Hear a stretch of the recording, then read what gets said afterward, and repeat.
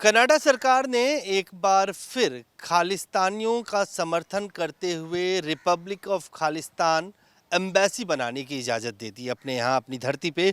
और इस बात को लेकर बहुत तीखी प्रतिक्रिया भारत से आ रही है। भारत में खासतौर से बीजेपी के राष्ट्रीय प्रवक्ता सीनियर नेता आरपी सिंह जी ने कहा कि ये कहीं ना कहीं एक सांपों का घर बनाने जैसा है, और उन्होंने हिलरी क्लिंटन का भी उदाहरण दिया। खुद आरपी सिंह जी हमारे साथ मौजूद हैं।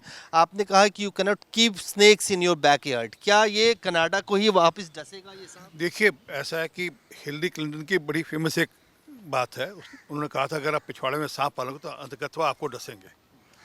आपने तो सांपों के लिए घर बना दिया कनाडा ने। और अफसोस है कि ब्रिटिश कोलंबिया जो सरकार है, वहाँ की जो प्रोविंशियल सरकार है, उसने उसको फंड भी किया। ये ठीक नहीं है, और किसी भी दो देशों के संबंधों के लिए भी ठीक नहीं है। ये वियना जो कन्वेंशन है, उसमें वियना कन्वेंशन के हिसाब से भी ठीक नहीं है। अब इसकी चिंता सरकार करे, कनाडा की सरकार करो। मैं अपेक्षा करता हूँ जयशंकर जी इस पर सख्त से सख्त मैसेज भेजेंगे उनको कि ये ठीक बिल्कुल नहीं है। और दूसरा ये कि ऐसे उपहास कई बार पहले भी हुए, परंतु उसका कुछ आउटकम नहीं है। ये एक शरारतपूर्ण उपहास है, मजाक कर रहे हैं एक किस्म से। क्योंकि मुझे याद है जगजीत सिंह चौहान जी ने, जो खालिस्तान के फाउंडर थे, सो कॉल्ड फाउंडर थे, मतलब मैं उनको कहूँ वो पिता थे इन सब के। उन्होंने खालिस्तान की करेंसी भी निकाली थी, पासपोर्ट भी निकाला था, झंडा भी निकाला था, एक आधे किसी देश में कोई एम्बेसी बनाने की कोशिश भी की थी। और अंततः वो भारत में आकर नतमस्तक हुए, भारत के संविधान को नतमस्तक हुए। और उन्होंने कहा कि मुझसे गलती हुई थी तब। तो ये सोचना चाहिए उन लोगों को भी जो शरारत कर रहे हैं, और ख़ास कर कर सरकारों को भी। अगर ऐसी शरारत कोई भारत सरकार कर दे किसी और देश के साथ, तो कैसा लगेगा।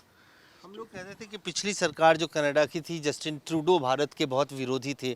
अब नई सरकार है, नए निजाम में भारत के खिलाफ खालिस्तान का दूतावास कनाडा की धरती पे। क्या भारत सरकार की कूटनीतिक फेल्योर नहीं कहेंगे इसको? इसको इसमें भारत सरकार की कूटनीतिक फेलियर की बात नहीं है। ये कनाडा, अमेरिका, ऑस्ट्रेलिया, ये कुछ देशों के डीप स्टेट्स इस पे काम कर रहे हैं। वो सोचते हैं कि हम इसको एक हथियार की तरह यूज़ करेंगे, जो कि होने वाला नहीं है। भारत में खालिस्तान का कोई नाम लेवा नहीं। आप कनाडा में खालिस्तान बनाना चाहें, बना लीजिए। आप आपको अगर खालिस्तान बनाना तो पाकिस्तान में जाकर गुहार लगाए ना खालिस्तान बनाने की, क्योंकि सबसे बड़ा पंजाब का हिस्सा तो वहीं है। वहाँ की बात नहीं करेंगे। असल में क्या, ये जानकर शरारत करने के लिए इस प्रकार के काम होते हैं। हमने ये देखा है कि सरदार आरपी सिंह को लेकर छोड़ के कोई भी खालिस्तान के या कनाडा की धरती पे खालिस्तान समर्थक लोग जो कर रहे हैं, कोई मुखालफत नहीं करता है। आपकी पार्टी भी जिस तरह से मुख्तलिफ आवाज़ में बोलना चाहिए, वो लाउड साउंड नहीं सुनाई देता है। आप विदेश मंत्री को, प्रधानमंत्री को पत्र लिखेंगे कि इस तरह से कनाडा अपनी धरती का इस्तेमाल करने दे। मैंने अपने ट्विटर में बड़ा स्पष्ट निवेदन किया जयशंकर साहब से कि कृपा कर कर आप ये विषय कनाडा की सरकार के आगे रखें, और इस प्रकार का मामला चल नहीं सकता। और जहाँ तक आवाज़ की बात है, मैं पार्टी का राष्ट्रीय प्रवक्ता हूँ, तो मैं पार्टी को रिप्रेजेंट करता हूँ। इसलिए मेरी आवाज़ में मैं बोल रहा हूँ, पार्टी के बिहाफ पे ही बोल रहा हूँ। आप ये मत बोलिए कि पार्टी इसमें मुखर नहीं है।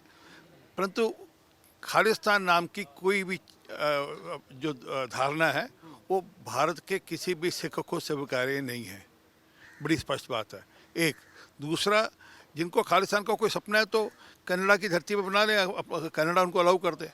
परंतु जो मूल बात है कि ये जो अंतर्राष्ट्रीय जो कन्वेंशन है, उसको तोड़कर आपने एक शरारतपूर्ण चीज़ को अलाउ किया। और उसमें भी जो जानकारी आ रही है कि ब्रिटिश कोलंबिया की जो वहाँ पे जो प्रोविंशियल सरकार है, उसको फंडिंग भी करी है। ये ठीक नहीं है। और उन्होंने बनाया कहाँ, एक गुरुद्वारा साहब को कैप्चर कर लिया। तो ये वहाँ की जो लोग हैं, वहाँ के लोगों को भी सोचना चाहिए कि अपने गुरुद्वारे साहब में आप शरारत करने की छूट दे रहे हैं, ये ठीक नहीं है। धन्यवाद। आरपी सिंह जी साफ तौर से कहते हुए कि जो कुछ भी हो रहा है, इसके लिए कनाडा की सरकार से, विदेश मंत्री से साफ तौर से इन्होंने मांग की है कि सीधी बात की जाए और इसके खिलाफ भारत सरकार अपना प्रोटेस्ट दर्ज करवाए। कैमरामैन फिरोज के साथ अजय झा, दैनिक सवेरा, दिल्ली।